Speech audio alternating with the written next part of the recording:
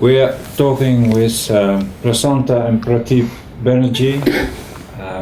We're very honored to have an interview with you for the Dutch magazine Dynamis. Dynamis. Yeah. And I was wondering, father and son, you are working together. You have a practice since 1951. Yeah. And you practice since 1991. 1991. And in your family, there's a.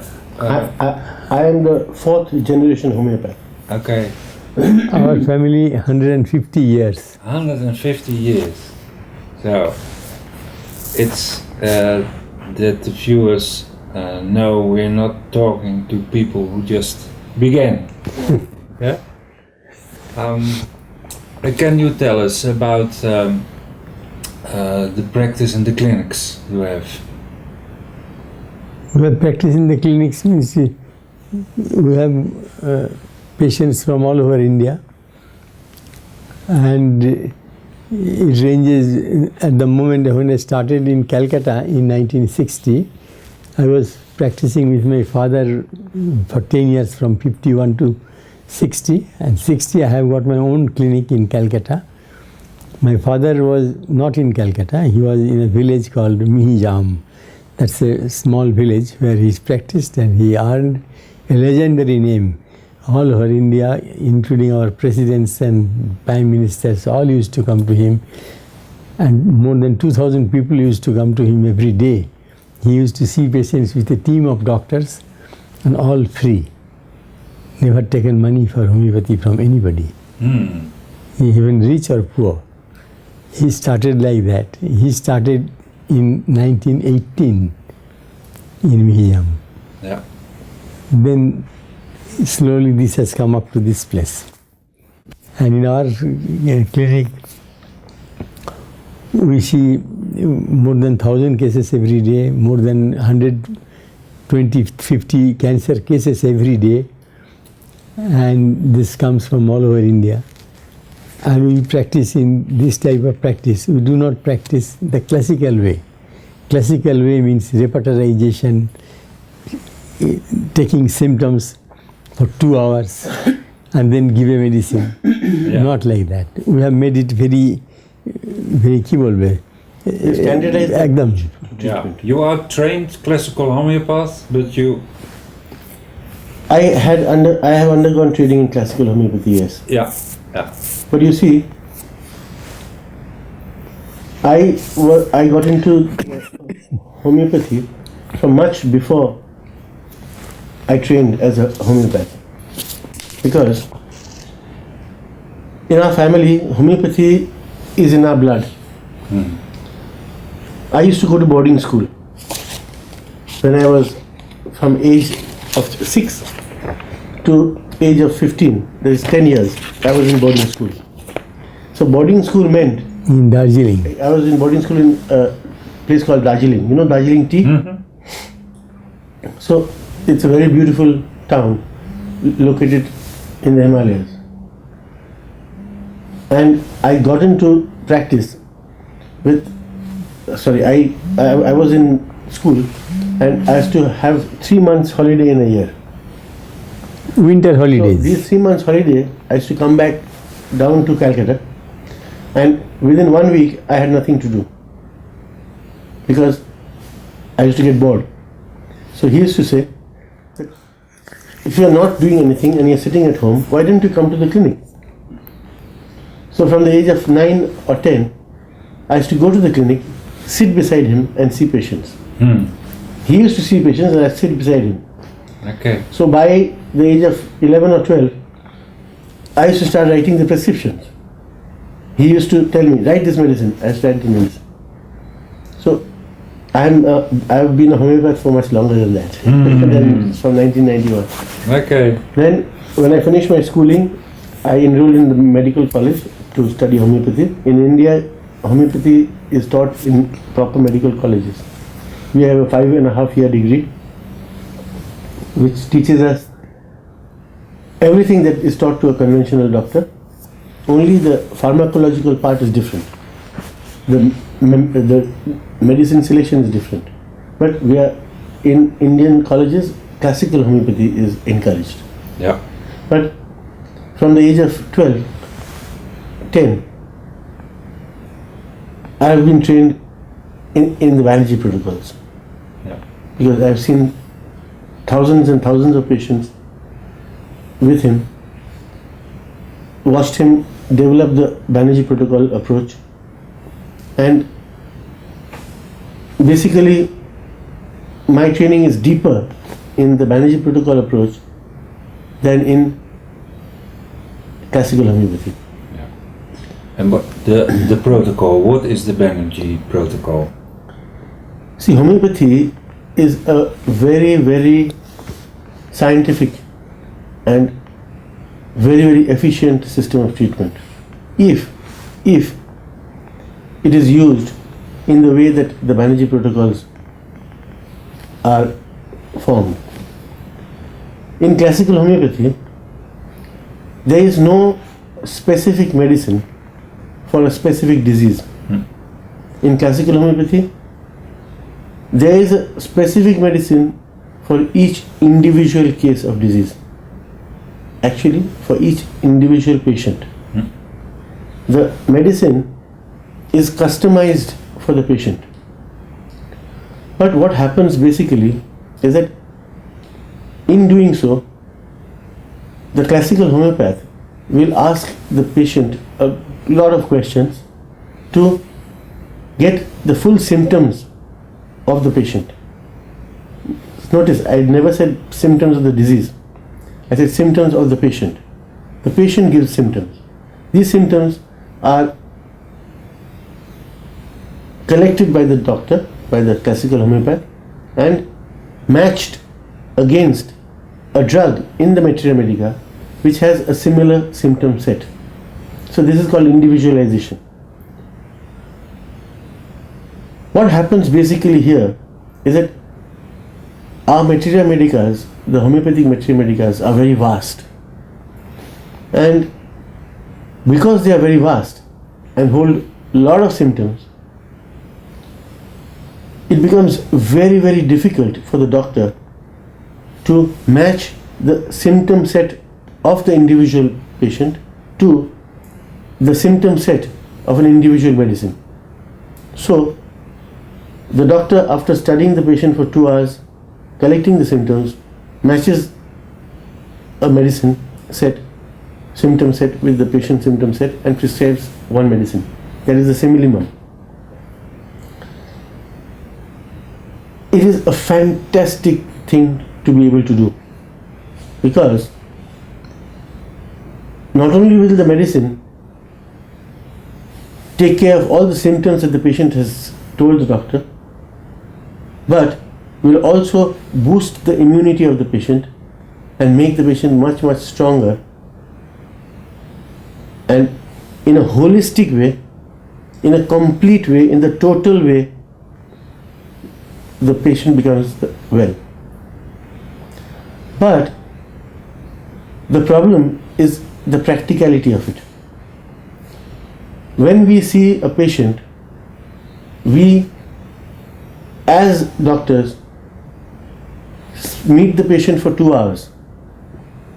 So in the process, we try to cram the whole life of the patient and get information about the whole life of the patient, about his whole body, about whatever is in his mind, what is he thinking, what sort of personality does the patient have.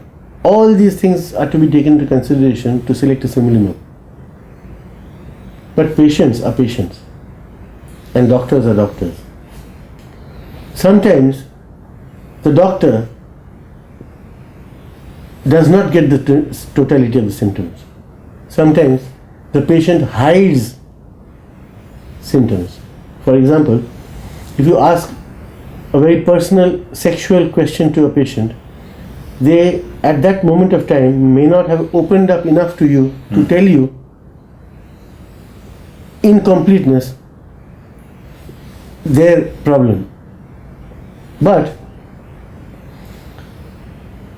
you cannot go and live with the patient to understand the patient.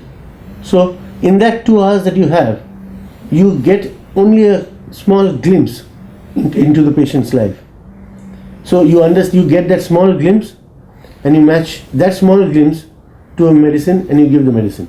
So depending on doctor to doctor, if a patient, same patient, visits 3 doctors who practice classical homeopathy on the same day, it is highly possible that all 3 doctors will prescribe 3 different medicines. The Banerji protocols are slightly different. We do not try to match the patient to the medicine. What we do basically is we collect the patient's disease problems in the same way that conventional medicine collects the disease problems from the patient. We diagnose in exactly the conventional way. We will say, this is a patient of typhoid. We will not say, this is a patient of bacteria. This patient is bacteria. What advantage this gives us is that conventional medicine has made great leaps and bounds, great development in the diagnostic approach. Today, with the help of machines, we can see inside the human body. If we can see inside the human body today, which advantage actually Hahnemann did not have, we can know whether the right valve of the heart is malfunctioning or the left valve is malfunctioning, what is the degree of stenosis that is developing in the heart. We can know if there is a fatty deposition in the liver, the degree of deposition, is the patient cirrhotic. We can detect cirrhosis of liver much before the patient shows any signs and symptoms. How? We can detect this because of these modern diagnostic tools. So, what we have found is that the medicines that we prescribe, and when we see, say, 100 patients coming with similar problems, and we see the first patient, we think, we brainstorm and we come to a particular medicine set and we give the patient becomes better. Then we give the next patient becomes better. With the next patient, the patient becomes better. We may give 100 patients, 70 become better. So for the rest 30, we try other medicines. But if we can fix that this disease condition is improving with this set of medicines, that becomes the Banerji Protocols for that particular disease. Yeah. So because we are privileged that so many patients come to us, on an average day 1,000 to 1,200 patients visit our clinics every day. On an average day 150 to 200 cases of cancer visit our clinic every day. So about 10 to 15% of that 1,200. What we get is we learn from the patient, because the patient comes to us and tells us, look doctor, you gave this medicine, it didn't work. As soon as the patient says it didn't work, there's a pressure on the doctor to provide the right solution. So throughout these years that he has been in practice, and because he has had the privilege to see so many patients, gradually over the years, that is over the last 50 to 60 years, he has formulated protocols which are actually excellent in terms of efficiency.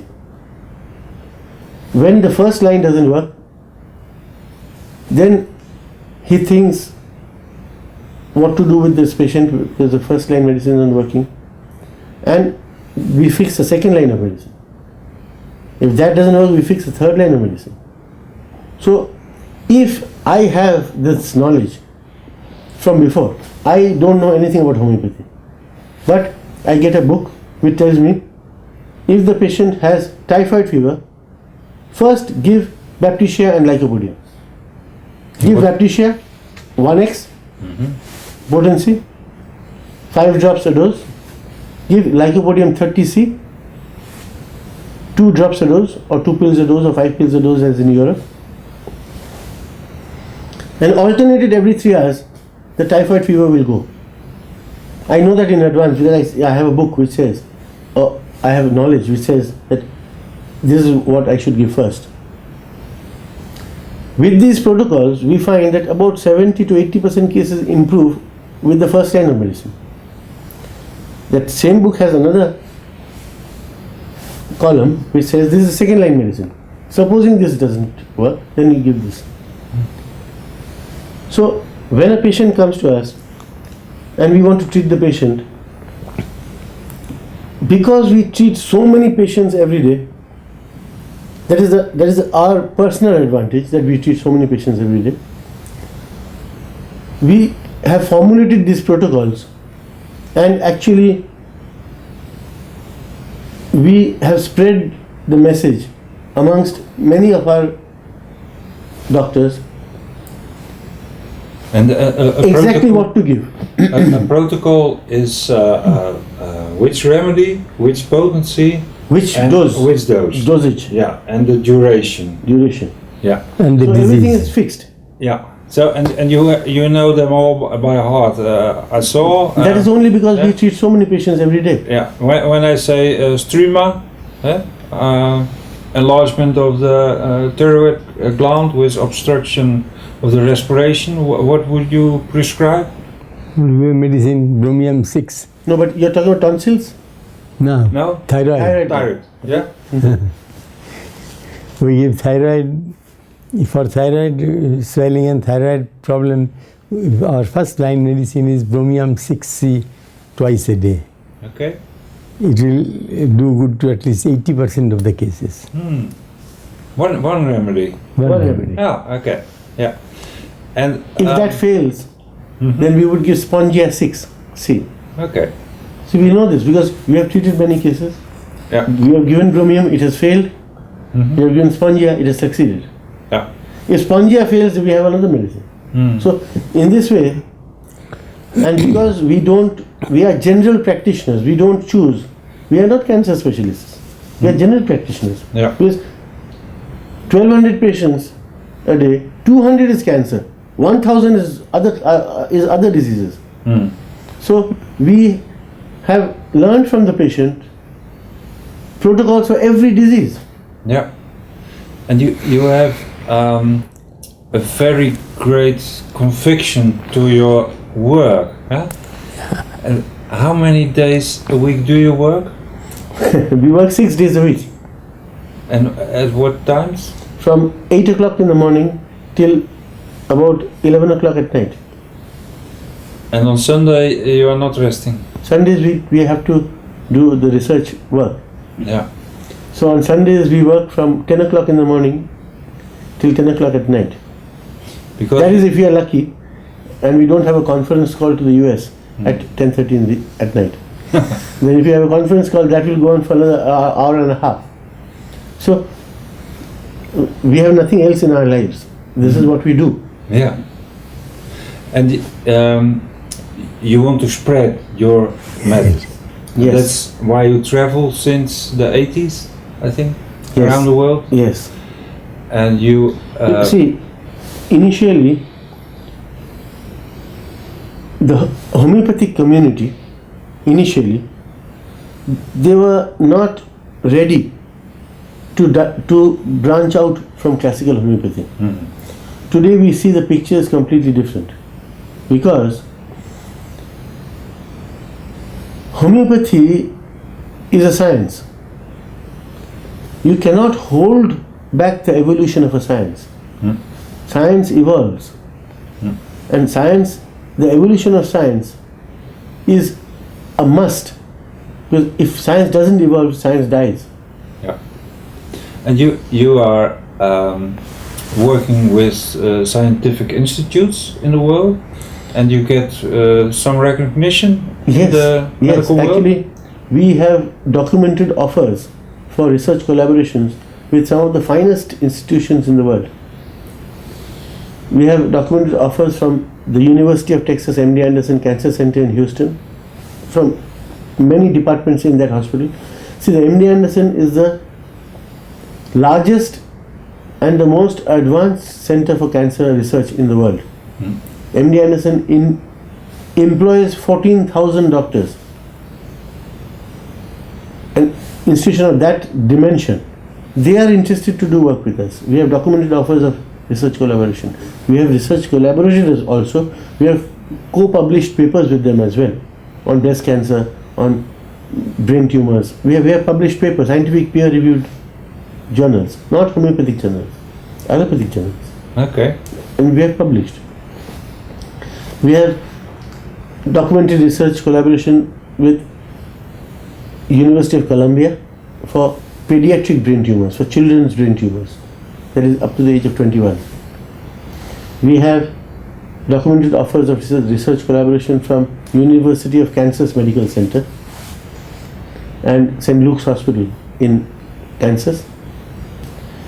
We have documented offers from the University of Southern California, and we have co-published on renal failures with them, with Dr. Barbara Sata she was with the University of Southern California. Now she is with the University of San Diego. So now we have a collaboration with her as well. So University of San Diego as well. Yeah. We have talked, and they are very interested. The City of Hope Hospital in Los Angeles. We have many such. We have worked with many such people. And you have a database with how many Data. patients? Yeah. We have got, generally we keep data of the cancer cases and the renal failure cases. Because we have got so many patients, we are not possible to keep data of all the cases. So we keep these two mainly, and some very serious cases which the conventional system or the medical science says there is no cure. We cure those things. So we keep data of those particular cases as multiple sclerosis. But generally, our data system, we have cancer and renal failure full. Cancer more than 20,000, and kidney failure, that is more than 4,000 cases in the computer. So you have thousands of cured cancer cases. Yes, we have many cured cancer cases. Yeah. And the thing is that the National Cancer Institute of the USA, they want to collaborate with us to mine the data. We have just last May, this year May, we have gone to the US and met the person who heads the bioinformatics for the National Cancer Institute, and we have talked about the possibility of a collaborative data mining operation. So all the data that we have, see, this is not clinical trial data, this is a doctor's clinic data. There is a difference. In a clinical trial data, there are certain parameters that are followed for recording a case. In a doctor's clinic, those same parameters cannot be followed because it is expensive to do it in the way a clinical trial is done. But at the same time, the data that we have is very interesting because it gives an insight into many different types of cancers, what makes them better, what makes them worse. Their history provides us with knowledge about the disease itself. For example, we see patients with cancer of the liver, if there are 100 cases of cancer of the liver, about more than 60% of the cases have had a previous cholecystectomy. This is some information that is not available to the medical community. Okay. We see that you have a gallbladder operation, and out of the 100 cases of liver cancer, 60% have had a gallbladder operation before. So then we think, maybe the gallbladder operation caused the cancer. How do you know? So Well, all this data, That's their mining. They are searching for this information. Yeah. So you get so much information, 20,000 cases. Yeah. No single institution in the world has a database of 20,000 cases. Okay, you go to the large data storage areas and you will get national data storage, they may have 20,000 cases. But a single institution like ours, we are a very small institution. Yeah. And that small institution has a 20,000 cancer case database. That is extremely rare. Yeah. And you do breast cancer, everything too? We do 64 different types of cancer. Yeah? Of the 64, we even have 2 cases of cancer of the heart, which is so rare that Cleveland Clinic, in his whole history, has seen only 7 cases. And our small institution has 2 cases that we are treating already. And you're spreading your news. Huh? Yes. Yeah. What's your aim? What do you want to establish? You see, the homeopathy is in our blood. From my ancestors, we are doing this one and we do only this one. So what we have felt that homeopathy is now very much not given full respect as it should be given. But for that, the homeopaths are also responsible for that, because the scientific world now wants proof of the actions of the medicines and the mechanism of action of the medicines. These two, unless you can prove, it has not been accepted as a viable science in the modern scientific era. So what we are trying to make this possible, because our way of treatment with a specific disease-wise medicine and the dilution, and we are showing that this disease is completely effective in this type of disease. This medicine, this disease. You give it and see. And even those things you have in MD Anderson Cancer Center, they have proved in the laboratory that these medicines works. In National Cancer Institute, they invited our cases, they scrutinized our cases and certified that yes, your system works. Then we have gone a long way by this time. Only we should now impress the scientific community that this should be accepted as a normal way of treatment in the Mainstream medicine. Mainstream medicine. And you want to teach it to what kind of professionals? Basically, we want to teach it to the homeopaths who are already practicing. Because you see, we want to make homeopaths understand 2 things. One is that there is an easier way to practice. There is an easier way to practice. Homeopathy is not what? Homeopathy is not a mystery or a mystic thing. No. Homeopathy is down to earth and practical. We can It is a science. make homeopathy easy to learn for the professionals who are practicing homeopathy, for the professionals who are practicing medicine. You know, many doctors who are MDs and who practice conventional medicine, many doctors are interested in homeopathy because they have seen marvelous results. We have doctors in India who are normal doctors, but when a patient suffering from some particular problems goes to them, he says, no, don't take my medicine. I'm writing a homeopathy medicine, you take this. He's not a homeopath, but through prior experience he has gathered the knowledge. So even those professionals we want to educate. We want to give them an insight into how easily homeopathy can be practiced. In the long run, homeopathy needs to be reborn, because we cannot stick to what Dr. Hahnemann taught us 200 years ago, because it has to move, it has to evolve. So basically, we have come here basically to spread awareness, one, about making homeopathy easy. It's easy to practice, to make the homeopathic doctors aware of that. Number two, we have come to show the homeopathic doctors that what marvelous things the homeopathic medicine can do. Yeah. Pathologies which are untreatable by any system of medicine can be treated with homeopathy. You show the ALS case and All the different types of brain tumors, we Yeah. showed lung cancers, we Yeah. showed pancreatic cancers, we showed bone tumor. the bone tumor. Did you see that case? Yeah. It's amazing. Yeah, you read. The bone reconstructed itself. Yeah, The brain reconstructed itself. yeah, So all these things we wanted to show that we have been practicing for so many years. We have observed these. Please also know that this is possible. So that is the reason why we came. just Symphyton. Symphytum and calcarea. Yeah. That is on the bone. 60, yeah, No, Symphytum 200. 200. Okay. Symphytum 200 and Yeah. calcarea phosphorica 3x. 3DH.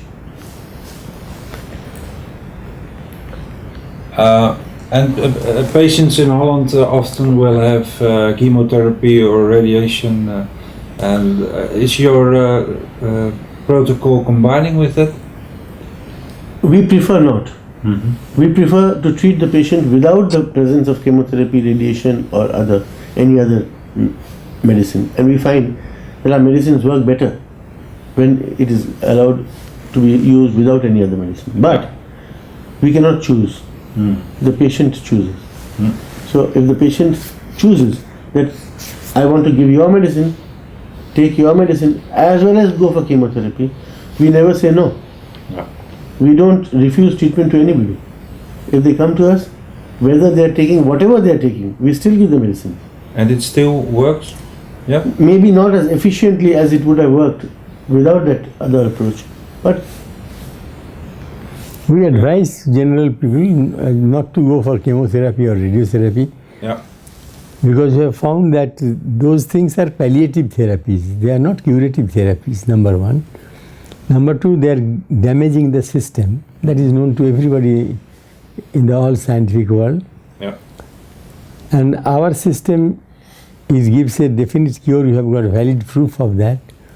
And what we see that when chemotherapy, radiotherapy are taken together, our medicines don't give the satisfactory result. Yeah. Yeah. Okay. There are other homeopaths in India too working with cancer. Ramakrishnan and Farag Master. How do you look at their way of treating? You see, they are classical homeopaths. Yeah. They treat cases as per the old Hahnemannian therapy. In that, somebody said that I have developed some process of diagnosing a case and some process of thinking what Hahnemann told, they elaborate that in some way. Another person, they elaborate the same thing in a different way. But they are basically with the fixed ideas that the classical way of homeopathy, that is what Hahnemann has told, they are practicing that only. They have no fixed treatment for the diseases and they don't know the disease. They know the person, as he told first. Yeah. They diagnose a patient, not a disease. individualized. Individualized. And that is Farooq Master, that is Shankaran, that is Krishnamacharya. And they are doing seminars all over the world, moving about and teaching the same thing as they have been learning in the colleges. Yeah. But maybe with their experience, they say, think of this way or that way. But no positive thinking about the diseases and the cures. No. But working with your method in several kinds of cancers, what kind of success may we expect? See, we have a very good percentage of success. Percentages differ according to different types of cancer. What we have seen is we get the best success in brain tumors and lung cancers. Both of these types of cancer are very, very difficult to treat in any other system. Offhand, I cannot tell you percentages right now, but we can help at least 50% of the cases. Help means we get regression, where the tumor disappears completely. We get where the patient is improving. That means on the way to regression. And they live for many, many years of the treatment. 15, 20, 30 years they are living. Yeah. We get patients who are static and stable. Mhm. The disease is there. The patient is taking the medicine, is static. There is no progression. So these three, that means we are helping these three categories. Yeah. But we also get patients whom we cannot help, who become worse, and we get patients who don't continue the treatment. They come and they disappear. Yeah. Yeah. You know, so Yeah. we have all categories, and the fact that we get 150 to 200 cases of cancer every day, that should tell you that we are successful. Yeah. Yeah. Otherwise, so many patients will not go. And it is not that few months, years after years, Mhm. and increasing every day. Yeah. So many patients we can't manage. And for instance, lung cancer. What treatment do you give, and how long does patient use it, and how long does it take? See, lung cancer, we use Kali carbonicum. Mhm. Kali carbonicum 200 H, which we give every alternate day. Thuja 30C, we give 2 times a day. These are the two basic medicines for the cancer itself. Along with this, if there are accessory symptoms such as hemoptysis, we may give ferrum phosphoricum 3x 2 times a day, or maybe more often if there is more hemorrhage. If there is coughing, then we may give a combination of Bryonia 30C and Econite 200C in combination in the same bottle. That is extremely effective in the cough of cancer. So similarly, if there is fever, one medicine. These protocols evolve. Yeah. Just like It can mean people use this for months or some years. so, It depends on we the have case, you patients- know. Yeah. Yes. Yeah. It depends from case to case. Okay. Some cases are cured in 5-6 months. Some 5-6 months time a lung cancer is cured. In some cases you carry on with 1 year, 2 years, 3 years, controlling, giving him relief, and then slowly goes away. Yeah. It varies according to the severity of the disease, and moreover the susceptibility of the patient to receive the medicine. Human being is not coming from the same machine. Yeah. Everybody is different. So everybody behaves differently with the medicine. Somebody gets very quicker relief, somebody gets a delayed relief.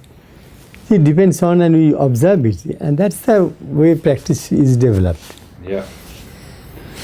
I can imagine the viewers want to know what age do you have.